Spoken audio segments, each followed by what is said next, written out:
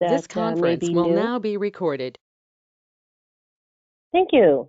Well, welcome Yep. everyone. We are very honored here today to have Larry, our very distinguished architect, as part of the Main Street staff, going to be presenting an overview of the services that he can provide.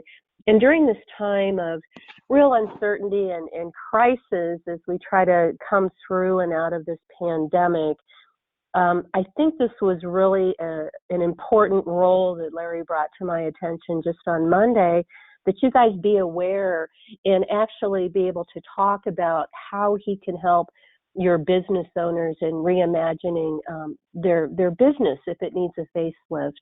And the bottom line to all of this, when looking at how you might use your future mini grant money for public spaces, or how to plug some of your local businesses owners into different incentives to help them get a facelift or a new sign, something that's going to really instill a new sense of community pride as we all come together as a Main Street family. So I don't want to babble too much. I will turn this over to Larry, and he's going to share his expertise with us all. Go, Larry. Okay. Thanks, Gail. I don't know about distinguished. I mean, I guess if you're counting searching dusty corners and attics of these buildings, then that's good enough. But hello, everybody. I'm glad that you guys could join. As Gail was talking about, we were just on the phone having a check-in on Monday, and we were talking, and I was just a little bit unsure of why we didn't actually include architectural services on our services slide. So I kind of added it at the bottom. You guys can tell me later what you think. But yeah, there is a little bit of value there, because if I do a drawing, that's hours. If I do, a site visit, that's, time too. Everything that we do takes time. So I want to make sure that you guys know what all I can do. And then I just want to encourage you to figure out how you can use me during this time when I really don't have a backlog. So for you guys that are on the call, that's a little bit of an advantage. So just hit me up and let me know what I can do to help you after this. I hope this, informs and educates you guys all on what we can do at the team. And none of this is just me. Trust me, a lot of the things that we create, a lot of the projects we have, I'll ask for input. I'll ask for help on, especially formatting things and, making sure that the intent is good. So it is, everything that we do with Main Street is a team sport, and it's pretty neat to have Gail and Tracy as my counterparts, because we all have different skill sets, and I'm just really frankly honored to work with those two, because they're both amazing ladies.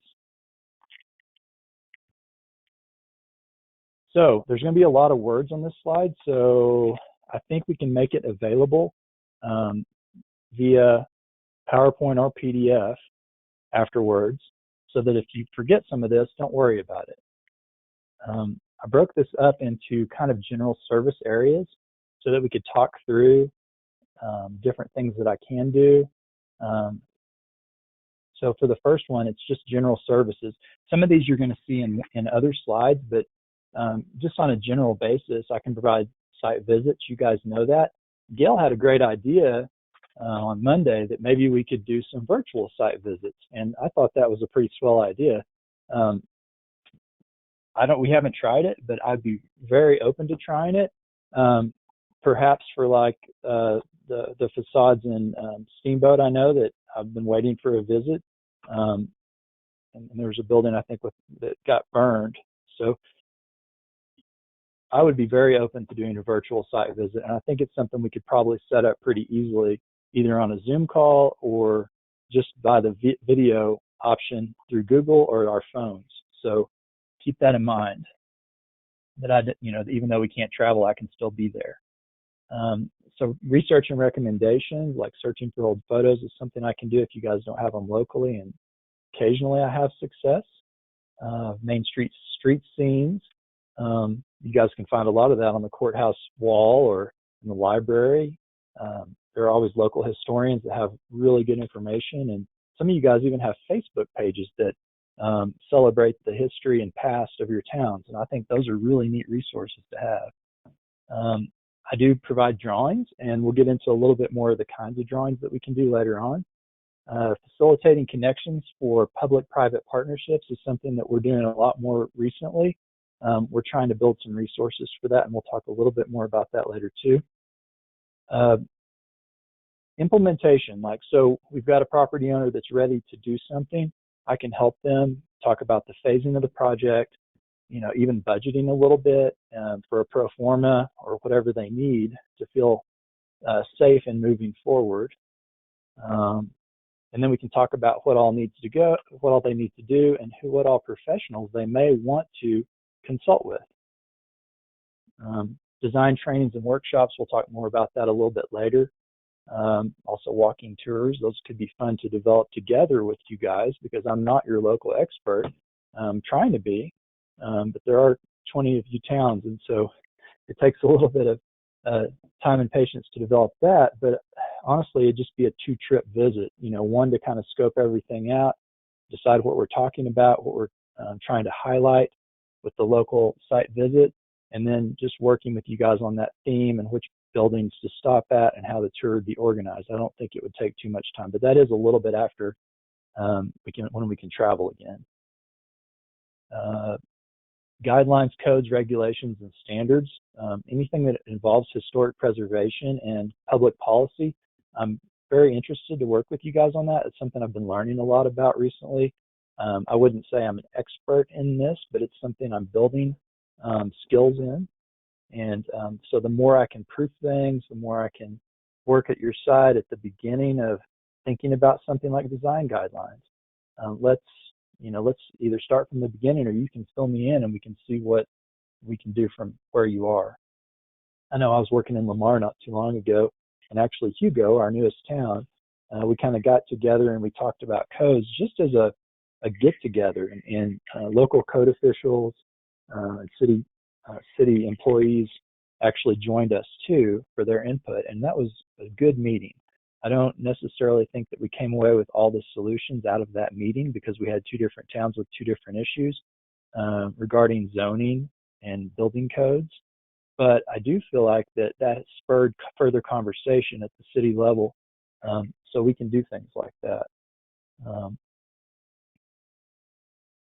So that leads right into being an ad hoc staff member. So your organization or local HP commissions, things like that, if they need somebody to kind of sit in on a meeting, or if you want someone to come to your meetings or speak on your behalf, even the town council, on the value of Main Street, that's something that all 3 of us can do, but you just let me know, and if someone else on the team can do it better, I'll definitely refer it. Secretary of the Interior Standards, that's something that's really just a 10-point philosophy, and that's something we could do a basic design training on, just to equip you guys with understanding it a little better. There's a simplified version that CPI has done. It's really good. Finally, creating design resources and programs. We're all trying to, on the team, we're trying to get you guys things in your hands or through shares that can benefit you. And so when you get those e-blasts from Tracy, I really recommend taking the 5 minutes, reading through each point and seeing how maybe it works with design or the other points to understand, what your opportunities are. Okay. So do we do a lot of streetscape design? No, not really. We had a part in creating the Colorado downtown streets through our agency, and I think we had a little bit of input on that too. But really, I'm kind of an idea person when it comes to the public space. From things I've seen in the past, like a building, and I think there is one in Lamar again, where they've saved the facade and saved kind of the guts of the building, or the shell rather, and they've reinforced it. This is actually not one from Lamar. This is one from Newkirk, Oklahoma, that I thought was a good one too. But I like how they've reproduced the window patterns and, kept some of the central features of this building, and it formed a really nice pocket park that didn't diminish the street wall feel that you get when a building burns and they just tear it all down. It's kind of like a missing tooth sometimes. One thing I want to caution you about, and my lady friend here in the slide, She is what that would be called would be trying to do a project that would be the big fix for your downtown. There's really no project that's going to be a big fix that's going to get it all done at once. Usually there's going to be a lot of missteps in that kind of work, and you're not going to end up with the holistic, multi-point approach that you will end up with if you engage the community, which is something we can do as well through workshops, and come up with strategies for the public domain. And what we're trying to do more and more is partner with either contractors, which I believe would be available through some of our funding to you, or we would work with somebody like the University Technical Assistance that's actually funded through DOLA, and they use students to provide lots of public realm concepts and drawings and sketches and wayfinding signage. Those aren't things that I necessarily do, but we can start the conversation, and then we can see what is needed, and then figure out what consultant we can use to partner with us and you guys to get a really nice streetscape. The one on the right, I believe, is Lions, and that streetscape project really changed the downtown. So I'm not sure who actually did the planning on this, but I think we had a part in it, at least funding part of it.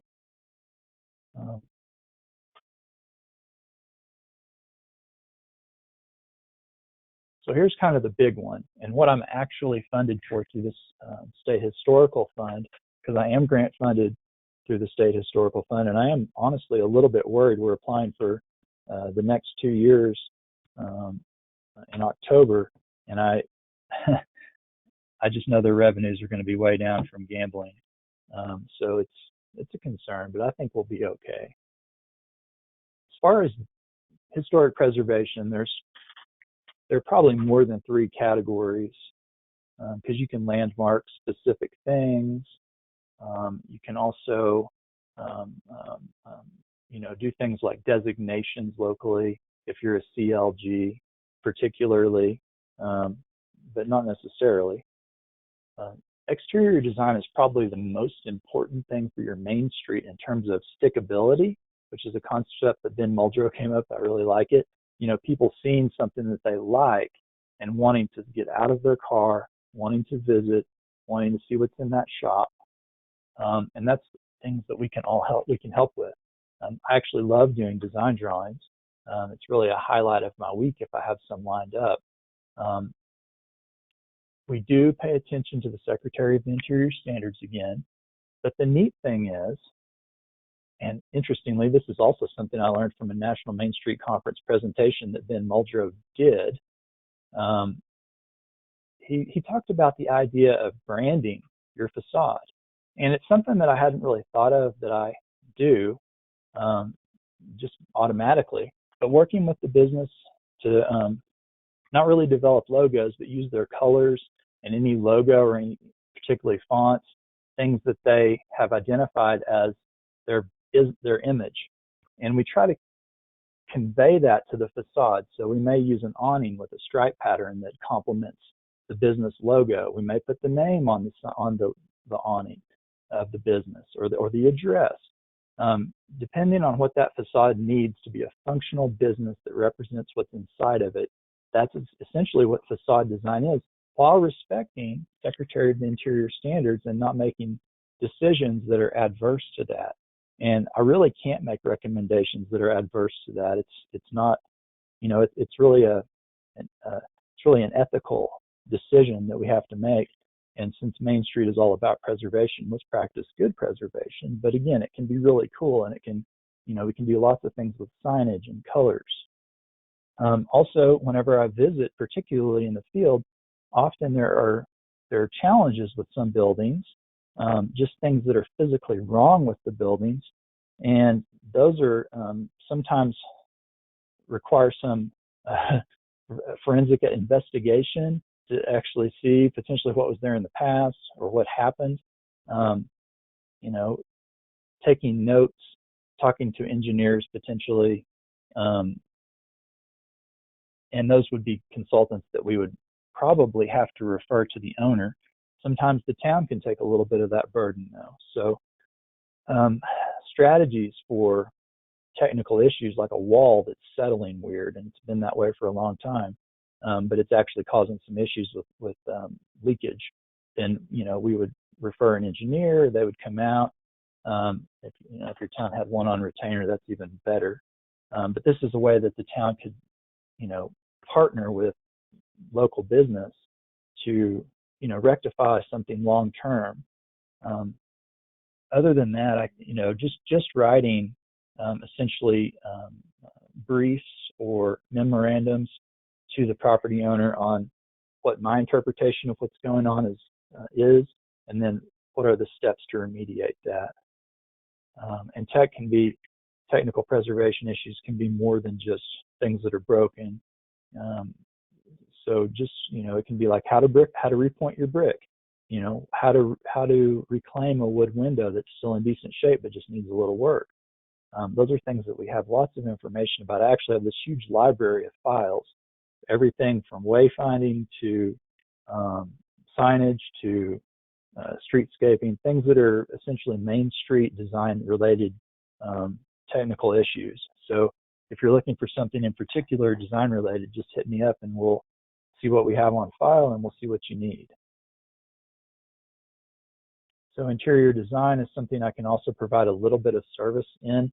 I'm not a licensed interior designer, but for example, in La Junta, I was there within the last couple of months or so, and before we couldn't travel. And I helped a gentleman or a couple gentlemen that are trying to invest in a pizzeria, and it's this floor plan here. They didn't have any idea how to lay out the kitchen, and I have a little experience in kitchen design, so it took a few hours, and I came up with this concept for them based on the fact that they wanted a buffet that was under glass too, or a showcase for cakes, and so I think we came up with something that's workable. I cannot stamp drawings. It's just something we don't do with the state. It opens us up to liability. But what they can do, and what I've recommended here, is since they're going to have to hire a licensed professional for plumbing and electrical, that they may also hire a consulting engineer that could essentially go through, or an architect locally, that could review the drawings, maybe by all three of us, the contractors that have to have a master's license to work, and then me as an architect. They could essentially look through these different proposals on how to rehabilitate the interior space or the exterior space, and they could give it their stamp of approval. Some people frown on that. That's called rubber stamping in some circles, but I think it's a good way to get property owners something quick that they can start with, and then allow the local professionals to make any changes or any amendments to concept design drawings, which is what we provide. One thing that's, window displays affect your downtown quite a bit, and so it's not something that's super preservation related, but it's impactful, and I know a little bit about it. So I actually have a training for it that's older that I could revise. Upper floor redevelopment plans. Again, we worked in La Junta on an upper floor for the core building, which was a tremendous success. And I had a little bit of early planning with that and just what the space use allocation could be, to give them a couple concepts. So it can be a light bit of work, or it can be a little bit more intensive, but we definitely don't want to take the rice out of the bowls of local professionals. That's something we try to do as well, because that's just offering the locals respect. Finally, green and sustainability. So sustainability is one of those terms, and I like to think about it as 3 Ps: the people, planet, and profit. And if you don't respect all 3 of those, then you don't necessarily have a sustainable solution. So in anything that you do downtown, we need to make sure that we're respecting the locals. Also, are we doing things in the most environmentally sensitive way that we can afford, or that actually fits with the project? And then, is it making money for the business owner, the building owner? We need, providing equity through design is something that we can, I think, definitely do. So when you're appealing to people's good senses on whether or not they could afford a project, you can talk about how you have free architectural design services to get kind of the concept level going, to get something to show to the bank, to get something that gives them a start. And I feel like that's kind of a sustainable solution. People need to see things. In terms of buildings and energy, we are jumping into something, and I'm going to talk about it on the last slide just a little bit. We're trying to figure out what buildings can do as we retrofit them to be more energy efficient. And we will be developing a Main Street Design Guidebook, which has been in the works for about a year now. We probably have another year or two before you guys will start seeing anything on that. But we've been working with students from University of Colorado, Denver. They're usually planning students, but they've been working with us to create sample design guidelines and a sustainability a bit as part of those. Another one provided the context of Colorado Main Streets and the different era-specific development patterns that we saw across the state, regarding whether it was a railroad era or it was a war era, or even going back to settlement. So we have kind of a couple of interesting resources that you can look for coming out hopefully sooner than later.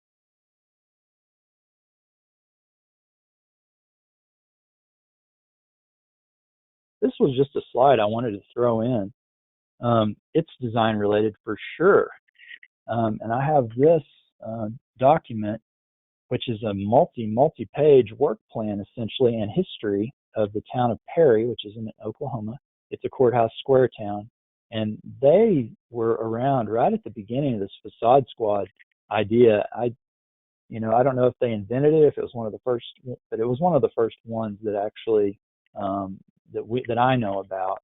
And it involved local volunteers, like you get the football team and their dads to come help out on a Saturday, in June, and they can take down with building owner sign off, which is in this document, and I can get you copies of this document. So if anyone wants one, just type it into the chat right now, which I can't see, and maybe Tracy can note it or Gail can note it, who all wants one of these. But I actually been sharing it whenever I think it's a good idea. And so doing a big reveal can be a great opportunity to call the paper, call people out, let them see what you're doing in terms of essentially removing conjectural or inappropriate materials from the outside of Main Street buildings. Like, y'all have the wood awning in every town, right? The wood shake shingle doesn't go downtown.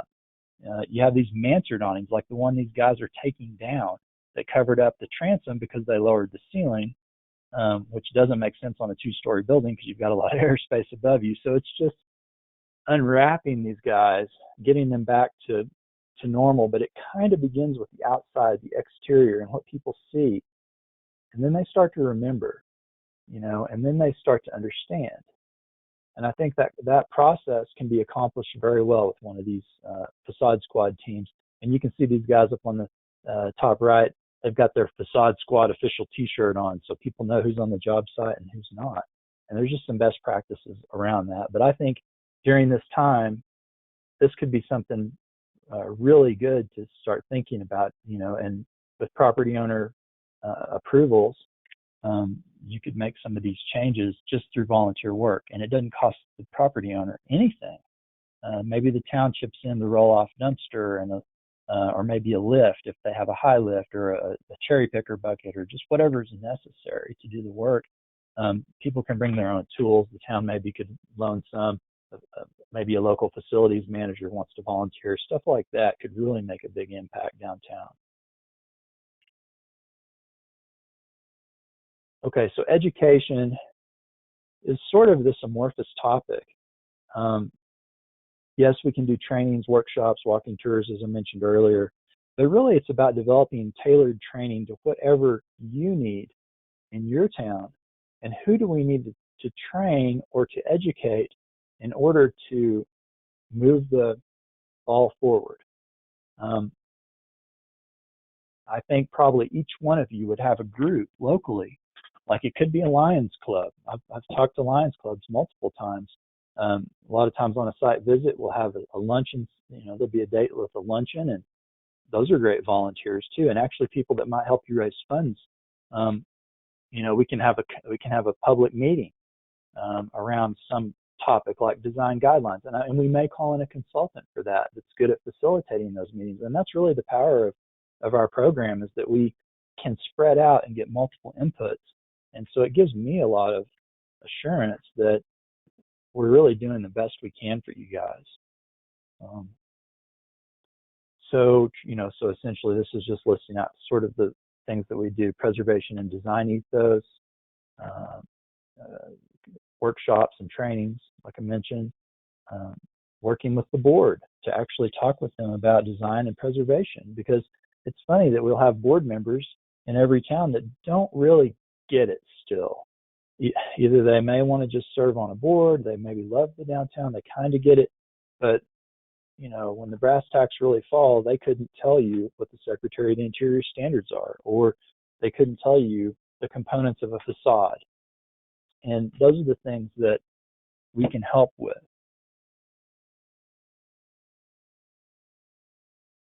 So finally, I just want to open it up to you guys.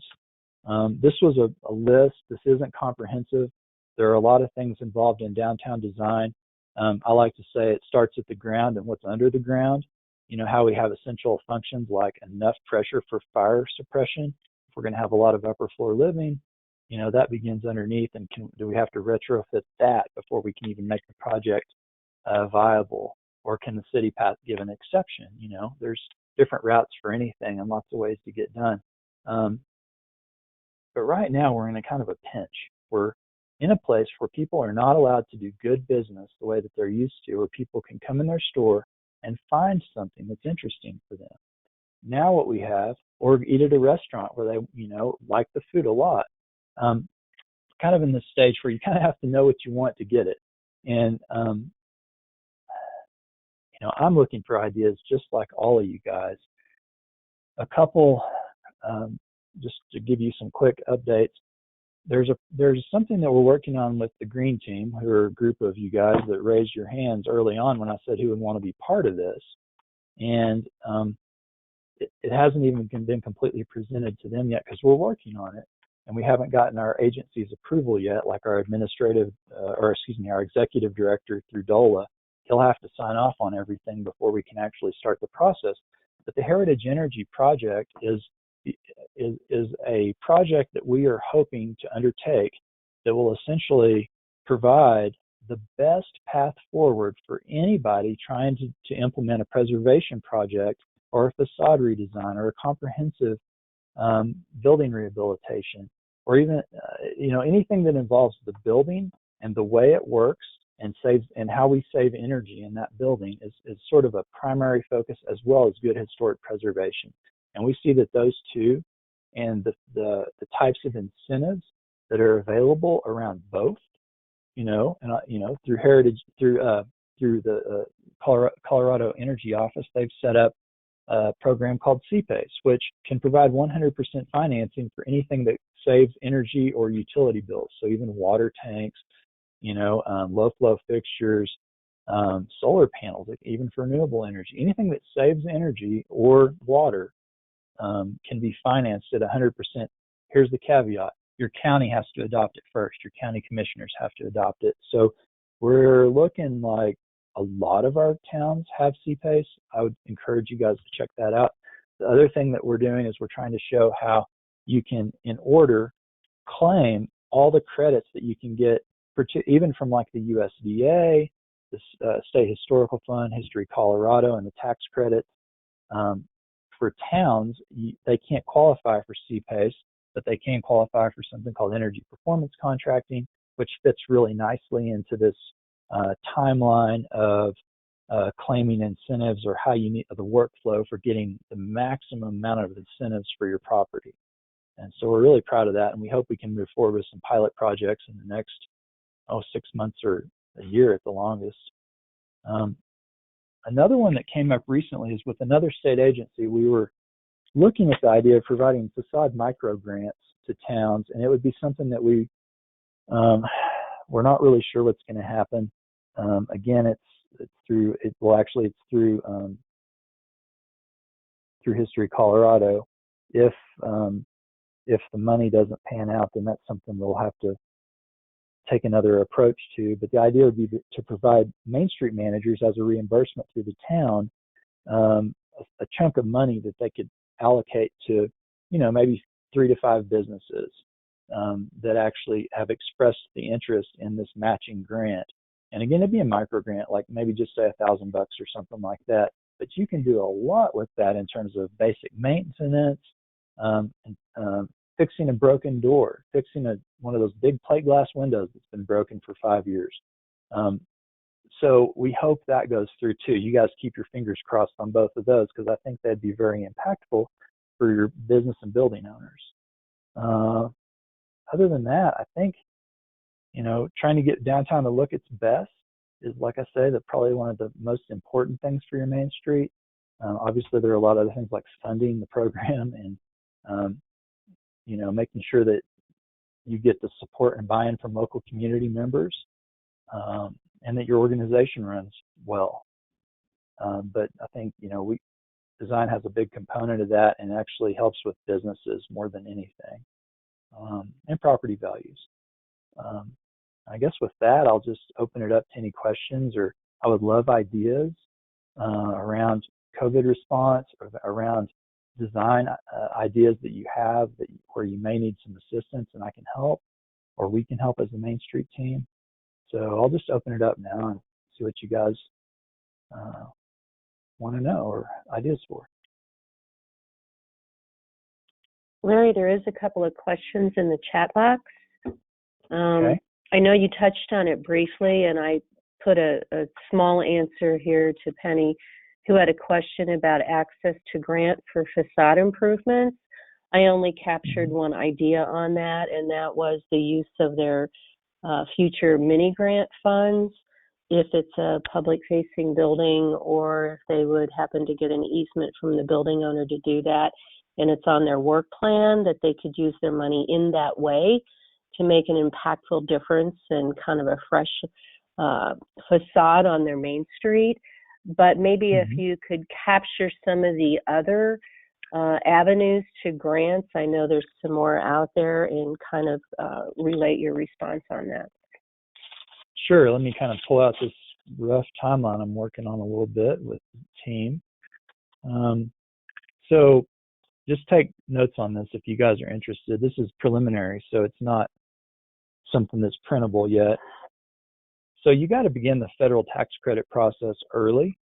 That can take 12 to 16 months to get it through, like all the administrative hurdles and things with that through the National Park Service. It ends in the project becoming listed on the National Register if you claim the federal historic tax credit, which I think is fantastic, because to get any of the incentives from History Colorado, you have to be certified historic, either through a local designation, which is a good deal, or on the State Register of Historic Properties, or the National Register of Historic Properties. Then you're going to qualify for, so let's say that you've locally designated, but you're still going to begin the federal tax credit project. That would be a great workflow, because then you could actually start work on the building, and you're going to get the Colorado credits, which are 35%, pretty amazing.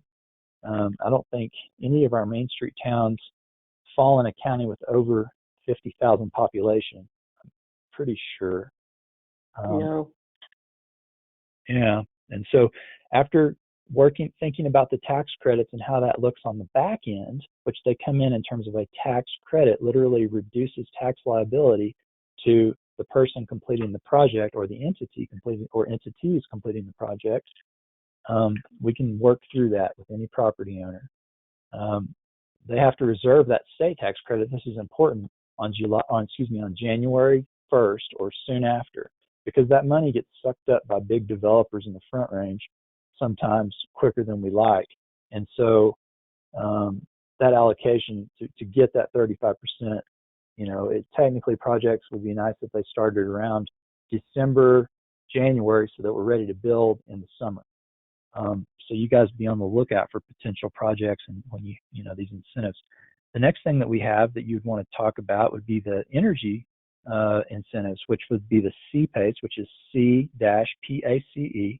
And if you Google Colorado CPACE, you'll see if your county has adopted it or not. If they have, you're ready to rock and roll. Just let me know and we can contact the CPACE director here in Colorado, and he can get the property owner hooked up with a CPACE developer. And if it's the town, they probably are aware of it, but there's energy performance contracting, and it's over the whole portfolio of all the town buildings that they own typically. It could be for one building, but typically the town wants to reduce their out-of-pocket or their outlay.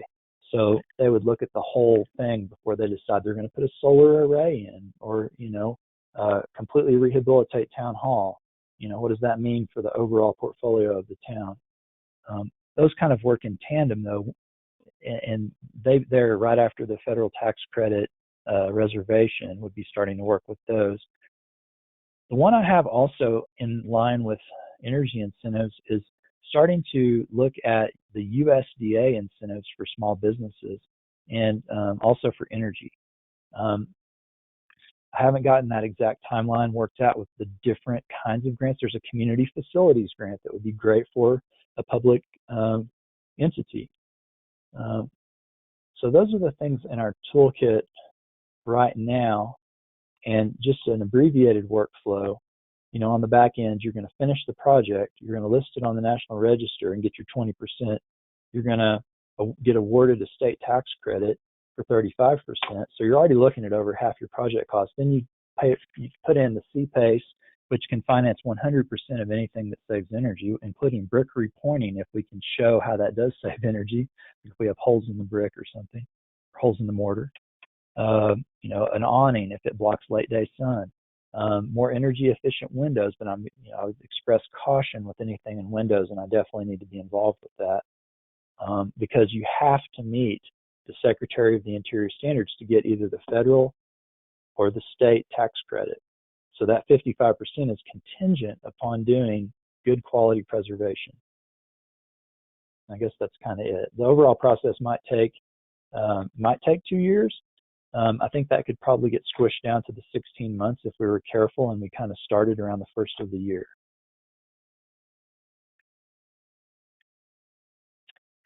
So Larry, another question. I think I'm still off mute. Yep. Gail asked if facade improvements are only available on historic buildings. I'll let you field that one as well.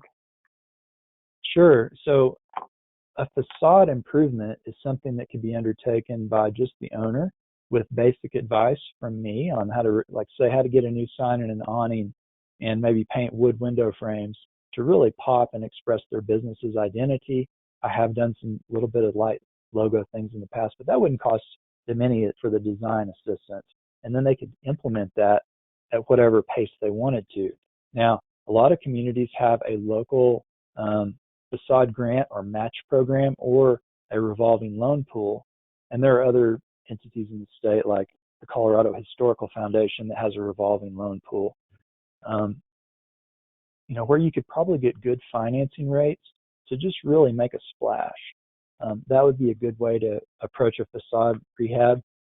The other way is to go through, the full, figure out how to get the building designated locally, which sometimes is a trick with local politics, or just go straight up, call the Office of Archaeology and Historic Preservation at History Colorado, and is my building eligible is the question. Here's a picture. Here's the history, the brief history I know. And then they will get back with you and say, this building is eligible for listing on either on the state register typically, but they will help you also with your federal tax credits. That's their job. There's a guy, Joe Saldibar, that's over that program essentially. And so they will not only work with OEdit to claim your tax credit, which is who it's through, but it's approved by History Colorado, but they'll also work through the National Park Service to help, I would hope, expedite requests, stay on top of things, provide good information flow back and forth to the property owner and or the entities and the National Park Service. So those would be kind of the ways that I could see a facade grant. And again, anything that saves energy. If you have CPACE, which I know you guys don't, Gail, and we were trying to do that last month with or a couple months ago with the commissioners, and I hope it passes in the future because it's a great incentive for local property owners.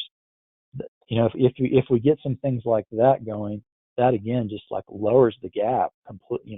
I almost think we can get a disappearing gap, especially if the town could chip in just a little or there's a local incentive.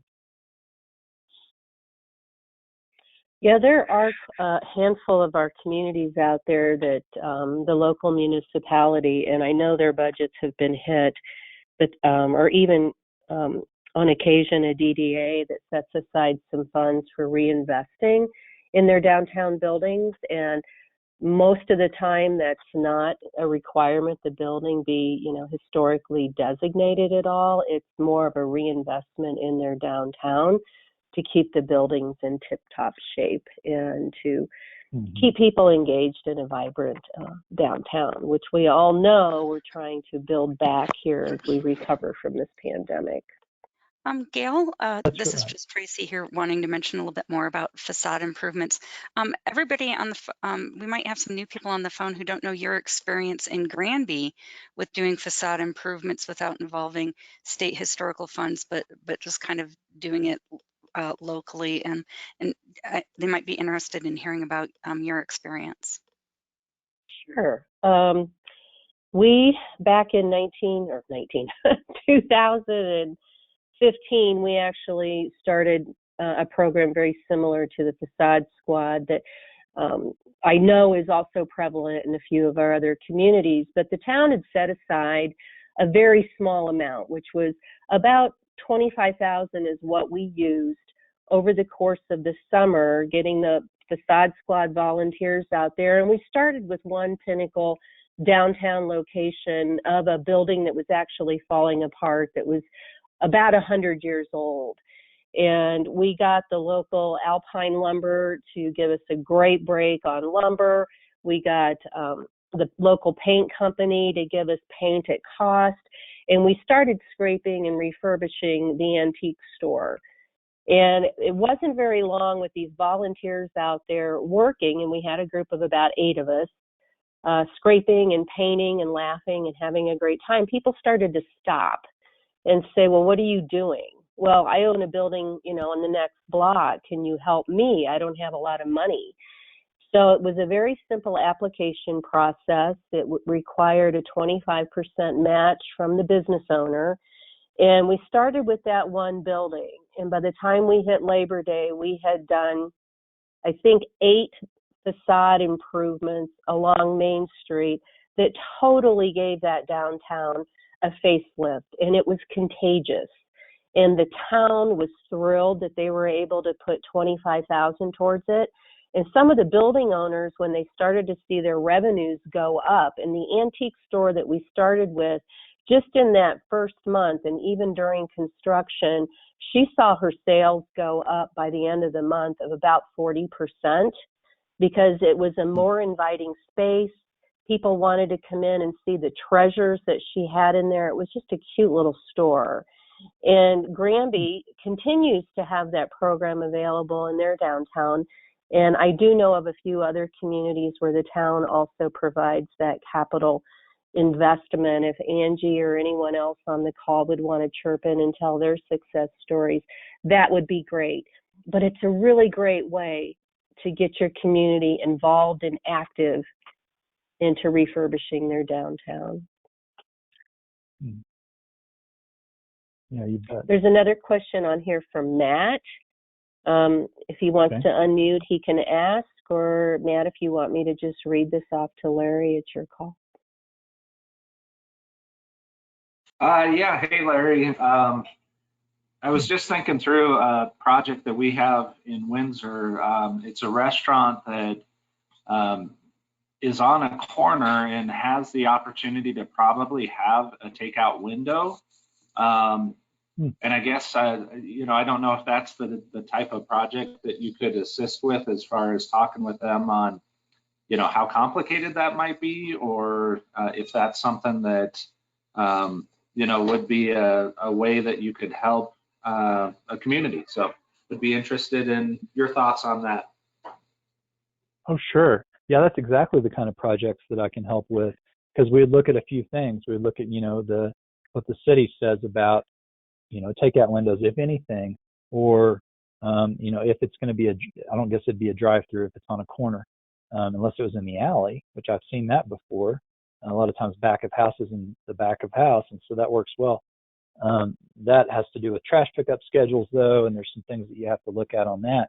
If it's on the corner of, like, on a public right-of-way, like a sidewalk, then yeah, you can punch a hole if you have to. If the building is especially non-contributing, that would be easier. If the building is listed as a historic resource, then we would have to sort of work back and forth with History Colorado to figure out how that could fit as a rehabilitation idea with the building. And working with them, I think that we can have good luck or bad luck depending on the interpretation of the facade, of the exterior envelope. Sometimes maybe reinterpreting a window or a storefront. Those are a little bit less difficult because storefronts were meant to change over the years. That's the original intent. And Main Street is seen as a continual development. But if the building is not listed and couldn't contribute to a downtown National Register listing, it's pretty easy just to work with the owner. The unique role that I'm in, being funded from the State Historical Fund, but working at DOLA, I have a little bit more latitude because of the connection with History Colorado to advocate for preservation. And while with DOLA, I have a little bit more latitude to advocate for good business practices and helping businesses improve, because it's part of the Main Street approach. And so we'll figure something out, definitely. Just tell me when to come up and drive by, or we can do a virtual thing or something like that. And Sounds Gail, good. Just to drive by. Yeah. Gail, before you get to Deidre's comment and question, I just kind of wanted to maybe ask Larry to elaborate a little bit on that, because this is a modification and some design questions in relation to reopening and making people feel safer. I know that that's been an issue with some of the businesses, in Denver that reopened. They reopened, but they weren't really seeing customers. And despite some of the news stories that you see in terms of, I don't know if you all saw the one in Castle Rock where they totally flagrantly disobeyed the law and people felt comfortable there. That most studies show that the majority of people aren't necessarily feeling comfortable going into stores without. And perhaps we can talk about some design things that people can do with interior store design, Larry, that might make customers feel a little bit more comfortable, and if you could play a role in that. Oh yeah, sure. And that's something I was talking about with somebody the other day. Like, in terms of interior layout and merchandising, support of the business's brand, and then also social distancing and how that might look in their store. That's something I could definitely help with. It may involve moving some things around, but that also good principles on merchandising could fall into effect there too. So yeah, absolutely. We could work on interior or exterior space as a response to this pandemic. Well, I actually saw something extremely creative. It wasn't inexpensive, but it wasn't extremely expensive. But I saw a storefront actually take out, they're in the process of taking out their front windows and installing a shortened garage door type of concept that rolls up, that allows people to, and it was about 10 feet long, and they're marking off like 2 spaces, so people are 6 feet apart, but it allows people to come by and use the temporary parking to walk up to the store and pick up their takeout order without having to go into the store. And I thought that was really creative. And I think the cost on that was about $4,000.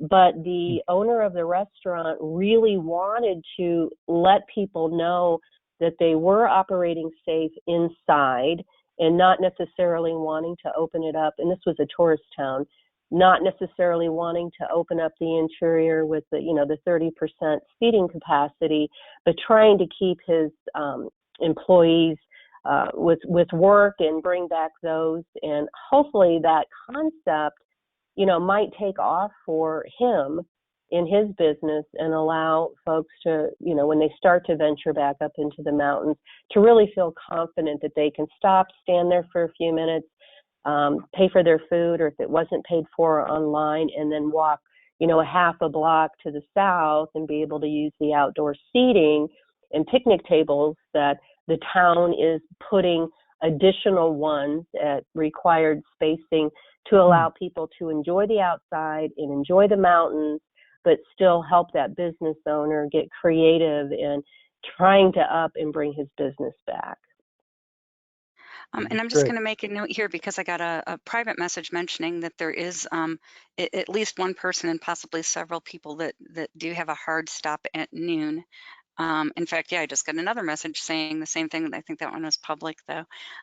So just want to acknowledge Deidre's message, if you haven't seen it, kind of recognizing and thanking Larry for some sketch work done on a park pavilion in Ridgeway. That work is slated to begin this year. So I don't know if there's any additional questions or comments that anyone wants to make, but just want to acknowledge that there will be people hopping off here very soon. Yeah, and I can follow Gail's thought with one idea that I've seen. It basically people create a bar or a stand-up, bar outside of their front door, and so that's maybe not as cost prohibitive. You could even build something with pallets, or whatever that you have, or move something from the inside.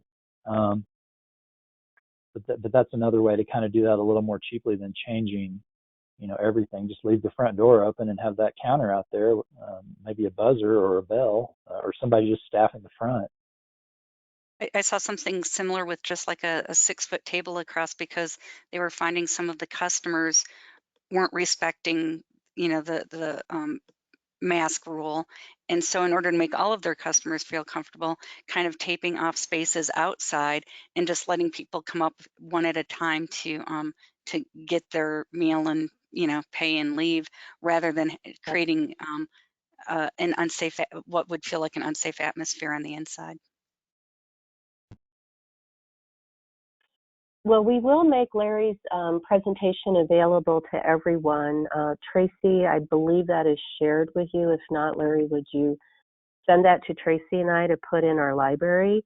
And we can send that out to all the Main Street managers for reference. There was a lot of great information in this. And considering that Larry and I just talked late Monday afternoon and he pulled all this together, I really appreciate his time and wanting to reach out to all of you to say, what can we do here? How do we use Larry's resources and services and expertise to help your businesses think innovative?